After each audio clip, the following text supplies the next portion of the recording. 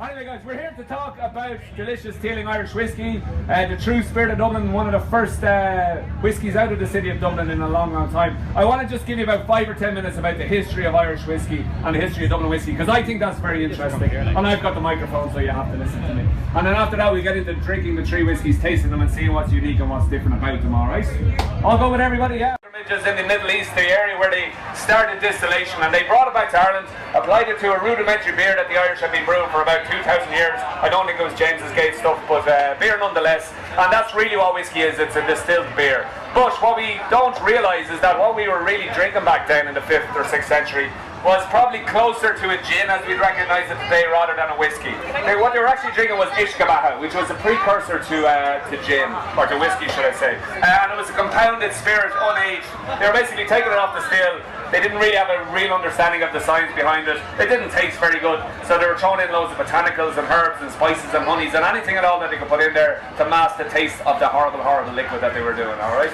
And that was grand for a while, and we had ishkabaha, which went on to become known as poitín essentially. And ishkabaha being the Irish or the Gaelic word for water of life, and water of life, that first word ishka, the Anglicization of that word, is where we get the word whiskey from, alright? So not only did we invent it, we also named it, so you can Scots can feck off, alright? You got golf, we'll give you golf, alright? And we're also claiming the kilt as well, right? That was originally Irish too, but you can have that too because it looks terrible on it. Rightio, so that was ishkabaha, that was poitín, and then quite by accident they discovered that if you put this stuff into a barrel, it actually tasted a little bit better. You could remove some of the higher ethanol and some of the higher alcohols, and that way you could mellow it out a little bit, and this is where whiskey came about. What we do know for sure is by the 1700s, Irish whiskey had taken over the globe, alright? By the late 1700s, Irish whiskey accounted for about 60 to 70% of world whiskey sales were Irish whiskey. Can you believe that? Even better than that, Irish whiskey used to outsell Scotch whiskey in Scotland by about 3 to 1. Even the Scots were drinking this stuff. You're really sorry you sat down, aren't you? You're just getting abused for the next 20 minutes now. You're the token Scot. But at that time when Irish whiskey was ruling the whiskey world, Dublin was the epicentre of it all, alright? Unlike Scotland, which was a very rural enterprise, whiskey in Scotland was up in the mountains where they kept all the crazy people, all the wildlings basically. Dublin, or Irish whiskey, was centred mostly around the cities, and it was all pretty much urban distillation in Dublin. We did have rural distilleries as well, of course, but the premium stuff was coming from the cities. And because we've been doing it for so long, the Irish got really, really good at it, alright? Dublin being the epicentre, Dublin really was in the late 1700s, early 1800s, the whiskey capital of the world. Much the same way as we know cognac brandy to be the best brandy from the best brandy making nation in the world, much the same way Dublin whiskey was viewed, alright? So if you were a Dublin distillery, you'd want to put your name in the bottle, you'd want to tell everybody that you were from Dublin, because that way you could charge a premium. The reasons why Irish whiskey were so popular across the world: number one, we were part of the British Empire at the time, rightly or wrongly, and we could enjoy free trade route throughout the whole of the British Empire. Queen Victoria herself once proclaimed that she was partial to a drop of Irish aquavitae, or Irish whiskey. So if the Queen was drinking it, everybody was drinking it basically, alright? Another reason, mass Irish immigration to the United States of America. We went in our millions, and we brought with us our love for Irish whiskey. Also taught the Americans a thing or two about distillation, so you have the Irish thanks for all the delicious bourbons in the world as well, alright? And also, though, that we were growing grain all over the island of Ireland, and if you have surplus grain, you're pretty much going to have whiskey. And where we had a lot of grain was in Dublin City, would you believe? Because Dublin City was a port for the British Empire, and Dublin City was the second city of the empire at the time. London was always the capital, but Dublin was the second city. So we had trade of really, really interesting wine barrels going into the glasses and the brandy snifters of the aristocrats around George in Dublin. All of this grain that was grown all over the countryside of Ireland was brought up to Dublin to be put onto ships and traded and put onto ships and sent out into the world, alright? This trade would have happened right outside the old city walls, alright? Dublin was a walled city at this time, big huge wall. The last remnants of it is on the end of Francis Street there, up around kind of Corn Market. You'll see the last bit of the old city wall. And what was important about that is if you were inside the city walls, you would have paid your taxes to the crown, okay? And that would mean that you get a certain amount of protection from the Royal Guard.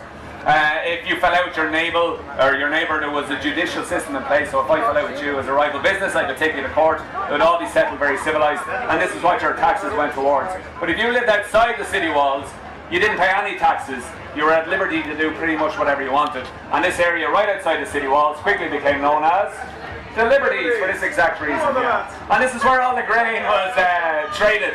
And for this reason we had, at one stage, in the late 1700s, about 37 or 38 different distilleries in Dublin City alone, including a lot of the big guys, the Powers Distillery, the Jameson Distillery. There was actually 2 Jameson distilleries in Dublin at the time. There was the John Jameson Distillery on the north side, and then there was the William Jameson Distillery on the south side as well. We also had the Rose Distillery, which was the biggest distillery in Europe at the time, covered 17 acres in the area right opposite James's Gate as we know it today. The Rose, the whiskey was on one side of the road, the Guinnesses were on the other side of the road, and they hated each other. Whiskey and beer were at war at the time.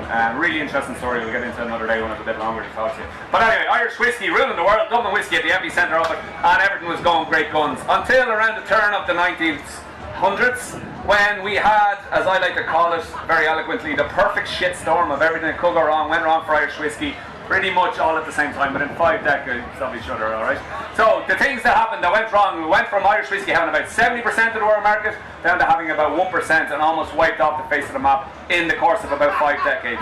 What happened? What went wrong? Well, 2 of our biggest markets for Irish whiskey closed off within a couple of years of each other. We had Prohibition in the United States of America in 1920. America closed doors, couldn't get your whiskey into America at all anymore. It's now illegal to consume whiskey in the States. 2 years after that, we had a little falling out with the British, the Irish War of Independence, and all of that free trade that we enjoyed throughout the British Empire closed off also. So we could no longer freely trade our whiskey throughout the Empire. But also, we had a president at the time called Eamon de Valera. He had this lovely romantic notion about Ireland being this self-sustained little island. We don't want any help from our neighbours next door. 800 years of oppression and all that kind of stuff. So we went into a trade war. A lot of taxes put on British goods into Ireland and vice versa. So if you could get Irish whiskey throughout the Empire, it was now very, very expensive. But the biggest thing that affected the downfall of Irish distilleries was pure old, good old-fashioned Irish stubbornness. They didn't want to move with the times. They didn't want to adapt to new distillation techniques. Ironically, at the end of the 1800s, an Irishman perfected this contraption called a column still. He was a man by the name of Aeneas Coffey, and he perfected a column still. And the column still was a very new invention at the time, very industrial invention, a way of extracting alcohol from grain in a very, very efficient manner, okay? So gone was the idea of the copper pot still, the old alembic, or at least this was his vision. This really stop-start batch process. You know, if you're designing a piece of equipment that was really bad at getting alcohol out of grain, you'd design the copper pot still. It was really rudimentary. It had remained unchanged since the 5th century, pretty much, and still does to this day. It's a very rudimentary piece of kit. But the column still was new and it was modern, and this way you could continuously distill. As long as you kept feeding wash into the bottom of it, you were getting whiskey out of the top of it. You could run it 24 hours of the day. You got really, really high alcohol content off it. You could distill up to 97, 98% alcohol. So you had a lot more alcohol to work with, and it was much cheaper because you could use grains like corn and all this kind of stuff and extract a lot of alcohol out of it. So this was cheaper, more efficient, more modern style of whiskey. And Aeneas Coffey went to the Irish distilleries with this invention and said, look, here's the future, here's what you should be doing. And the Irish distilleries, to a man, turned them away at the door and said, we want nothing to do with that. We've been ruling the world of whiskey for the last 200 or 300 years. Be gone with you, off with that invention. So what did he do? He went to Scotland. The Scots, always fond of saving a few quid, bit tight with their cash. They said, yeah, that looks like a good idea, cheaper whiskey for us. So what they started doing was they started using this, and they started blending their lighter grain whiskey with the really heavy peated single malt whiskey, and they created a whole new category of whiskey called blended Scotch. Went on to dominate the world, still does today, still the biggest category of whiskey in the world to this day. The Irish eventually did start blending, but but at that stage we kind of already lost the race. But at this stage we'd already lost the war, and Scottish whiskey had gone on to take over the world. So we had only a few distilleries left. Distilleries were closing left, right and centre. The last handful of them in the middle of the 1900s said, look, boys, we're about to get wiped off the face of the map here. We need to do something, and do something drastic. So what they did was they all formed together in one big company called Irish Distillers. They moved production down to the south of Ireland, closed all the individual distilleries that were left, moved down to County Cork, to an area known as Middleton, and set up a brand new state-of-the-art distillery down there, where they were producing pretty much all of Irish whiskey. So one company with the monopoly on all of Irish whiskey. Very, very clever move, because if that hadn't happened, we would have, you know, it's kind of stand together or die alone kind of thing, you know. We would have all died off, there'd be no Irish whiskey, we wouldn't be standing here today talking about an Irish whiskey category. So credit to them for that, absolutely. But, give yourself a round of applause, yeah? Jesus. My boss is going to kill me. A Teeling whiskey whiskey tasting. One more round of applause for Jameson. That's brilliant. I'm fired in the morning. But anyway, you know, so we had the Midland Distillery in County Cork producing Paddy and Powers and Jameson, of course. And we had the Bushnells Distillery up in County Antrim, right up the very, very north of Ireland. No, made no sense to close that distillery down because just geographically it was so far away from Cork. They kept that running, but they wound it back to part-time production, only run the stills a couple of times a week. Yeah, they were getting all their credit from Jameson as well. So it was one company controlling all of Irish whiskey. What they did was they started to consolidate the Irish whiskey category, okay? They said we can't compete with the Scots at their own game, so we're going to make Irish whiskey the anti-Scotch.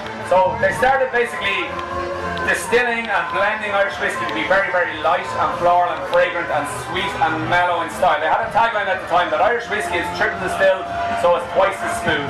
And this was really the marketing scheme that they were going after. So if you didn't like Scotch with all its big, bold, heavy flavours and peatiness, now Irish was your alternative. It was the lighter, triple distilled kind of alternative to it. And that was grand. It saved the Irish whiskey industry from extinction, but it wasn't a fair representation of what Irish whiskey was back in the heyday, back when it used to rule the world. Because we always had this really, really vibrant, very interesting, very, very broad category of whiskey. We were distilling with rye, and we were distilling with oats, and we were distilling with corn, all these different kind of grains, but we're also aging it in all these wonderful, wonderful barrels, port barrels, Cabernet barrels, Burgundy barrels, you know, barrels from all over the world. But now by the 1970s, Irish whiskey was a very narrow category. Everything was being made pretty much barley, and everything was going into bourbon or sherry barrels and nothing else. You would not turn off the music, would you? It's really disturbing. So anyway, that was Irish whiskey for a time, until 1987 when a new independent distillery came along to challenge the monopoly of IDL. Started in the Cooley Mountains on the border of Ireland and Northern Ireland in 1987, quite the equivalent of building a distillery on the Gaza Strip today. It was essentially a war zone. And it was started by a guy called John Keating, who opened the Cooley Distillery. Round of applause for somebody with the name Keating so I don't get fired anymore. So what John Keating did was he started the Cooley Distillery with the express notion of bringing back Irish whiskey and bringing a bit of diversity to the category to challenge the monopoly of IDL. So he started to revive a lot of brands that had died away through the downturn of Irish whiskey. Brands like Kilbeggan. He reopened the Kilbeggan Distillery, the world's oldest distillery. John Keating reopened it. He brought back brands like Tyrconnell. He invented kind of interesting brands with a bit of diversity like Greenore, who were doing a single grain for the first time in Ireland. He started doing Connemara whiskey, you know, Ireland's only peated whiskey. That was John Keating's brainchild as well. And many, many other interesting smaller brands of Irish whiskey, just in an effort to diversify a little bit. He made no money for the first 12 or 13 years. He almost went bust on a number of occasions, but he went on to become very, very profitable. And eventually in 2011 along come Jim Beam, the big American distillery, with their fat checkbook and wanted to buy an Irish distillery. There was three on the island at the time. There was Midland down in County Cork, which is owned by the French Pernod Ricard, second biggest beer company in the world, no interested in selling. He went to Bushmills, which had gone on to become owned by Diageo, a British company, the biggest beer company in the world. Again, they weren't selling. So he went to the independent guy. He went to the independent guy and put in an offer for his distillery. What the guys did was they took about $100 million for the sale of the distillery, but also very cleverly took an awful lot of whiskey with them. The two sons, Jack and Stephen, reinvested their share of the profits in the building of the distillery right in the heart of the city centre of Dublin. It's about a 10-minute walk in that direction. We opened it in March of last year and started distilling in Dublin again. You hit it with a good throw of a stone. It's just beside St. Patrick's Cathedral, basically. And what the guys wanted to do was they wanted to revive this Dublin whiskey category. The last distillery to leave Dublin was the Powers Distillery in 1976. They shut up shop and moved to Cork with Middleton down to IDL. We haven't had a distillery in the city of Dublin in a guts of 4 decades.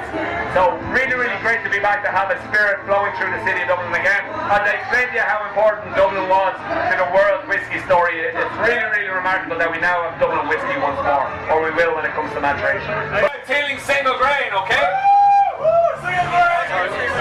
You're just going to cheer on, aren't you? Irish bourbon whiskey, okay? We make it out of about 95% corn, about 5% malted barley. It's column distilled and it's aged in a Cabernet Sauvignon red wine cask from the Napa Valley in California, alright? So, we're the first whiskey in Ireland to ever age in a straight red wine cask. The reason we do that is because we're trying to balance out the sweetness from the initial grain from the corn with this nice dry tannic finish from the Cabernet Sauvignon, but we choose New World Cabernet Sauvignon for that really nice kind of fresh, lively fruitiness that it imparts in the whiskey. It also gives it this beautiful colour, as you can see. It's this really interesting orange, like iron brew kind of colour for whiskey Scottish red over there. It's this really vibrant orange colour, and that's why we put this one in the clear bottle. We really want to highlight that really interesting, vibrant colour of it. Sláinte, you guys, have a taste of it, see what you think. Best single grain in 2014 at the World Whisky Awards. So the best single grain in the world in 2014. There's two more whiskies, lads. So our second whiskey is our Teeling Small Batch. This is our blended whiskey, guys, alright? While we talk about blended whiskey, we're talking about blending a portion of grain whiskey with a portion of single malt whiskey in different ratios depending on the blend that you're making. Our Teeling Small Batch has about 70% of that grain whiskey and about 30% single malt. We blend them together. First of all, we age them for about 5.5 years in American bourbon barrels. Then we blend them together and we finish them for about 6 to 9 months in a rum cask. So rum cask finished Irish whiskey. So what you're going to get there, guys, is you're going to get a nice kind of vanilla nose to it from the original time of bourbon. You're going to get a bit of spiciness from that young wood, that woody flavour to it from the American oak. And what you're going to get from the rum cask is this really nice kind of demerara sugar sweetness and the delicious kind of tropical fruitiness on the end from the rum cask as well. So any rum drinkers in the house will really appreciate this one. If you're drunk coming in, mate. So our last whiskey, guys, is our Teeling Single Malt. Teeling Single Malt is a blend of about 5 different single malts from our maturation warehouses. The single in it means that it comes from a single distillery, as this does, but we're blending 5 different ages of single malt. The youngest one in the blend is about 9 or 10 years old. The oldest one goes all the way up to about 23-year-old whiskey, same age as myself, 23-year-old whiskey. So what we do is we finish each one of these ages in a different type of wine cask. We've got 5 wine casks in the blend: port, sherry, Madeira, Cabernet Sauvignon, and white Burgundy. This is really bags and bags and bags of flavour, a really super complex whiskey. You're going to try and balance out the richness of the port and the sherry and the Madeira. 3 very, very rich, sweet flavouring fortified wines with the nice dry tannins from the Cabernet Sauvignon and this really nice light acidity, this passion fruit, this lemon lime kind of flavour from the white Burgundy. This really nice. Right, guys, quick show of hands. Quick show of hands. Who liked the first one the best?